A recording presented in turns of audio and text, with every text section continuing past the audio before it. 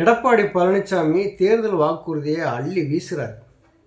தேர்தல் வாக்குறுதியை அள்ளி வீசி எப்படியாவது மக்கள்கிட்ட வாக்குகளை வாங்கி இந்த வட்டம் நம்ம ஜெயிச்சு முதலமைச்சர் ஆயிடணும் அப்படிங்கிற ஒரு கனவோடு அவர் இருக்கார். 400 மேனியும் பொழுதொரு வண்ணமாக அவர் தேர்தல் அறிக்கையை அள்ளி வீசுகிறார்.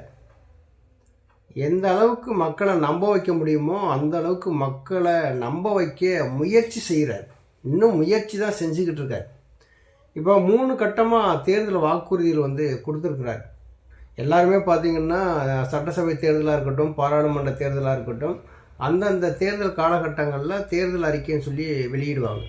அதிமுக அதே மாதிரி தான் வெளியிடுவாங்க, திமுக அதே மாதிரி வெளியிடுவாங்க. அந்த தேர்தல் அறிக்கையை மக்கள்கிட்ட கொண்டு போய் இதையெல்லாம் நாங்கள் உங்களுக்கு ஆட்சிக்கு வந்தவுடனே செய்வோம் அப்படின்னு சொல்லி அந்த அறிக்கையை வெளியிடுவாங்க.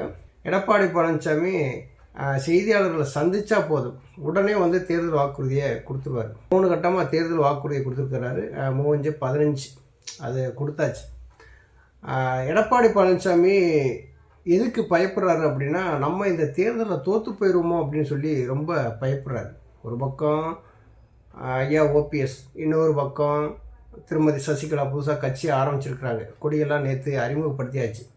இவங்களுக்கு மத்தியில் நம்ம வெற்றி பெறணும் அப்படிங்கிற ஒரு எண்ணத்தில் அவர் இருக்கிறாரு. ரெண்டாவது, கட்சிக்கு நம்ம பொதுச் செயலாளர், நம்மளை பார்த்து எல்லாருமே கட்சி வீணடிச்சிட்டாருன்னு சொல்கிறாங்க. இது 10 தோல்வியை சந்தித்து 11ஆவது தோல்வியை சந்திக்க முடியாமல் இடைத்தேர்தலாம் புறக்கணிச்சாருன்னு நம்ம சொல்கிறாங்க. இவங்களுக்கு மத்தியில் நம்ம எப்படியாவது வெற்றி பெற்றே ஆகணும் அப்படிங்கிற அந்த நோக்கத்தோடு அவர் அந்த அறிவிப்புகளில் அந்த வாக்குறுதிகள்லாம் வெளியிடுறாரு. தேர்தல் வாக்குறுதி வெளியிடுறாரு.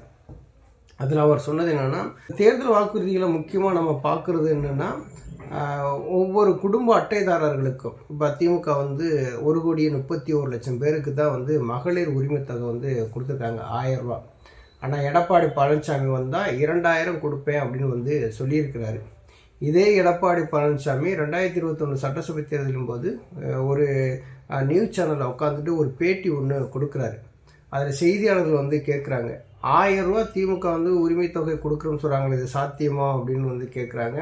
அதெல்லாம் சாத்தியமே கிடையாது அப்படின்னு சொன்ன எடப்பாடி பழனிசாமி 2021 தேர்தல் வாக்கு அறிக்கையிலேயே மகளிருக்கு 1500 கொடுப்போம்னு சொன்னவர்.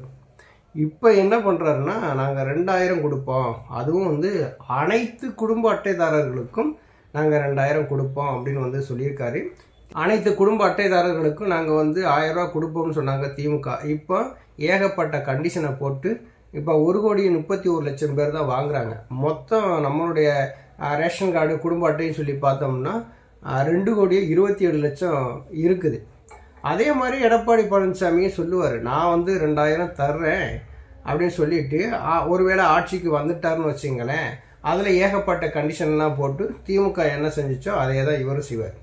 இப்போ திமுக பெண்களுக்கு கட்டணமில்லா பேருந்து பயணத்தை மேற்கொள்ளலாம் சொல்லி அறிவிச்சு இப்போ அது நடைமுறையில் இருக்குது. ஆனால் எடப்பாடி பழனிசாமி என்ன சொன்னார் தெரியுமா, ஆண்களும் இனிமேல் கட்டணம் இல்லாமல் பேருந்தில் பயணிக்கலாம் அப்படின்னு சொன்னாங்க. இப்போ கட்டணம் இல்லாமல் ஒரு பேருந்து நீங்கள் பயணிக்கிறீங்க அப்படின்னா, இப்போ ஆண்களுக்கும் இலவசம், பெண்களுக்கும் இலவசம், 2 பேரும் பயணிச்சுக்கலாம். அப்படின்னா அந்த பேருந்து ஓட்டுநருக்கான சம்பளம் எங்கேருந்து வரும், அந்த கண்டக்டருடைய சம்பளம் எங்கேருந்து வரும், அதுக்கடுத்து அந்த வண்டி ஓட்டுறாங்கன்னா அதுக்கு டீசல் செலவு என்ன ஆகுது, அதுக்கடுத்து அதனுடைய இப்போ அந்த டயர் ஏதாவது போச்சுன்னா மாற்றுறது கொண்டது, அதனோட எக்ஸ்ட்ரா செலவுகள்லாம் இருக்குதுல்ல, அதெல்லாம் இருக்குது. இந்த இழப்புகளை எல்லாத்தையுமே எப்படி ஈடுகட்ட போகிறாங்க அப்படிங்கிறதுக்கான பதில் யார்கிட்டையுமே இல்லை. வெளிப்படையாக யாருமே சொல்லலை.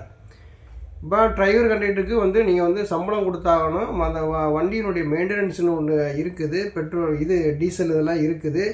இதுக்கெல்லாம் இந்த கட்டணம் இல்லாமல் ஆணும் பெண்ணும் நீங்கள் பயணம் செய்கிறீங்க அப்படின்னா இந்த நிதி இழப்பை எதில் இருந்து ஈடுகட்டுவீங்க அப்படின்னா அதுக்கு பதில் இல்லை.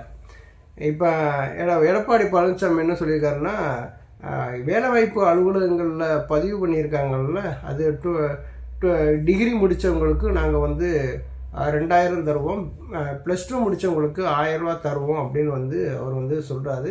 அது ஏற்கனவே இது நடைமுறையில் இருக்கிறதா, புதுசாக ஒன்றும் எடப்பாடி பழனிசாமி சொல்லலை.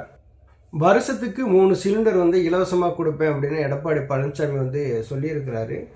ஒரு சிலிண்டருடைய ரேட்டு இன்றைக்கி வந்து 840 ரூபாய் என்னமோ, அது ஜிஎஸ்டியோட 882 ரூபா வந்துடுது. அப்போ வந்து ஒரு குடும்பத்துக்கு வந்து அந்த ரேஷன் அட்டையை வச்சு தான் அதுவும் கொடுப்பாங்க. அப்போ 3 சிலிண்டர் அப்படிங்கையில் என்ன ஆகுது?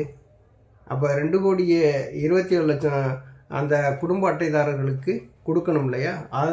அதனுடைய அந்த இழப்பை வந்து எதுலேருந்து ஈடுகட்ட போகிறாங்க அப்படின்னா அதுக்கும் வழி இல்லை. நேற்று ஒரு வாக்குறுதி கொடுத்துருக்கிறாரு. கருணையின் அடிப்படையில் நாங்கள் வந்து 10,000 ரூபா கொடுப்போம் ஒவ்வொரு குடும்பத்துக்கும் அப்படிங்கிறாரு. அந்த குடும்பம் அப்படின்னாலே அது வந்து ரேஷன் கார்டை வச்சு தான் கொடுக்க போகிறாங்க. அதாவது வருஷத்துக்கு 10,000. அதாவது திமுக வந்து வரிகள்லாம் அதிகமாக ஏற்றி ரொம்ப மக்கள் வந்து கஷ்டப்படுறாங்களாமா. அந்த கஷ்டத்தை தணிக்கிறதுக்கு நாங்கள் வந்து வருஷத்துக்கு 10,000 ரூபா ஒவ்வொரு குடும்பத்துக்கும் நாங்கள் கருணையின் அடிப்படையில் கொடுப்போம் அப்படின்னு சொல்கிறாங்க. இங்கெல்லாம் யாரும் கருணை காட்ட தெரியல.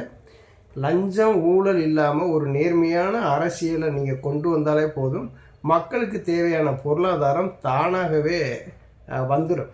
அவங்க வந்து வேறு எங்கும் போக தேவையில்லை. இவங்க வந்து கருணையின் அடிப்படையில் கொடுக்குறாங்களா? இன்னும் மக்கள் வந்து அந்த வறுமை கோட்டுக்கு கீழேயே வச்சிருக்கணும்னு சொல்லிட்டு தான் அதிமுகவும் திமுகவும் நினைக்குது அப்படிங்கிறது எடப்பாடி பழனிசாமி சொல்கிறது நமக்கு நல்லா தெரியுது. 10,000 வந்து இப்போ கொடுக்குறாங்க அப்படின்னா 2,27,00,000 இது குடும்ப அட்டைதாரர் இருக்காங்க, அவங்களுக்கு எவ்வளவு வரும்னு சொல்லி நீங்கள் பார்த்துக்குங்க. அதுக்கடுத்து அவர் சொல்கிறது, அந்த பெண்களுக்கு வந்து ஸ்கூட்டிலாம் வாங்கும்போது மானியம் இதெல்லாம் கொடுக்குறேங்கிறாங்க. அதெல்லாம் ஓகே, அது ஏற்கனவே வந்து நடைமுறையில் வந்து இருக்கிறது. திமுக என்னெல்லாம் வந்து உயர்த்துறாங்களோ அதையெல்லாம் அதிகப்படியாக வந்து இவங்க வந்து உயர்த்துறாங்க.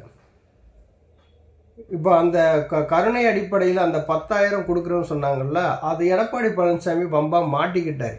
எப்படி மாட்டிக்கிட்டார் அப்படின்னா, ஏற்கனவே தமிழகத்தில் கடன் சுமை அதிகமாகிடுச்சு. கிட்டத்தட்ட 10 லட்சம் கோடிக்கு வந்துருச்சு.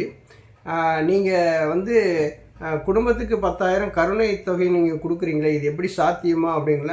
அதில் வரியை வந்து உயர்த்துறதுக்கு அது பல வழிகள் இருக்குது. அதன் மூலம் வரிகளை உயர்த்தி அந்த வந்து வருவாயை நாங்கள் வந்து ஈட்டி நாங்கள் வந்து இதை கொடுப்போம் அப்படிங்கிறாரு. இதே எடப்பாடி பழனிசாமி திமுக அரசு வரியெல்லாம் உயர்த்தி மக்கள் வந்து கஷ்டப்படுறாங்கன்னு சொல்லி தான் இந்த கருணையின் அடிப்படையில் 10,000 கொடுக்கணும்னாரு. இவர் வரியை உயர்த்தி தான் இது செய்ய போகிறாரு. அப்போ அதிமுகவுக்கும் திமுகவுக்கும் வித்தியாசம் இல்லை அப்படிங்கிறது ஒரு 10 நிமிஷத்துக்குள்ளே எடப்பாடி பழனிசாமி பேசுனதில் ரொம்ப தெளிவாக தெரிஞ்சு போச்சு. இப்படியெல்லாம் வாக்குறுதியில் கொடுக்குற எடப்பாடி பழனிசாமி இந்த நிதிகளை எப்படி வந்து நம்ம திரட்டுவோம், எப்படி வந்து மக்களுக்கு கொடுப்போம், இது சாத்தியமா அப்படின்னு சொல்லி பார்க்கணும் இல்லையா? அப்போ எடப்பாடி பழனிசாமி ஒரு வேளை வந்து இது ஆட்சிக்கு வந்துட்டாருன்னா கண்டிப்பாக ஏற்கனவே 10 லட்சம் கோடி, இவர் 5 வருஷத்துக்கு வந்துட்டாருன்னா இவர் ஒரு 5 லட்சம் 6 லட்சம் கோடி வாங்குவார். மொத்தம் 16 லட்சம் 20 லட்சம் கோடிக்கு வந்து நெருக்கி கொண்டாந்து நிப்பாட்டிட்டாங்க அப்படின்னா தமிழ்நாட்டினுடைய அரசியல் சூழல் எப்படி இருக்குன்னு சொல்லி பாருங்கள். மக்கள் அதான் வந்து உணர்ந்து செயல்படணும் அப்படிங்கிறது. எடப்பாடி பழனிசாமியுடைய முதல் நோக்கம் என்ன அப்படின்னா, நமக்கு வாய்க்கு வந்ததை நம்ம அடித்து விடணும். அடித்து விட்டோம்னா மக்கள் இதை நம்பிட்டாங்க அப்படின்னா கண்டிப்பாக நமக்கு வந்து ஓட்டு போட்டுருவாங்க. இப்போ வந்து கட்டணம் இல்லாமல் ஆண்கள்லாம் போகிறதா இருந்தால் ஆண்கள்லாம் ஓட்டு போட்டுருவாங்கன்னு சொல்லி அவர் நினைக்கிறாரு. இது கருணை தொகை 10,000 கொடுக்குறோன்னா இது பெண்கள் ஓட்டு போடுவாங்கன்னு சொல்லி நினைக்கிறாங்க. அதுக்கடுத்து வந்து பார்த்திங்கன்னா மகளிர் உரிமை தொகை 2,000 கொடுத்தோம்னா பெண்கள் வாக்கு கிடைக்கும்னு சொல்லிட்டு போகிறாங்க. இதை எல்லாமே வந்து எப்படின்னா மக்களை ஏமாற்றுறதுக்கான ஒரு செயலை இன்றைக்கி வந்து எடப்பாடி பழனிசாமி ஈடுபட்டிருக்காரு அப்படிங்கிறது தெளிவாக தெரியுது.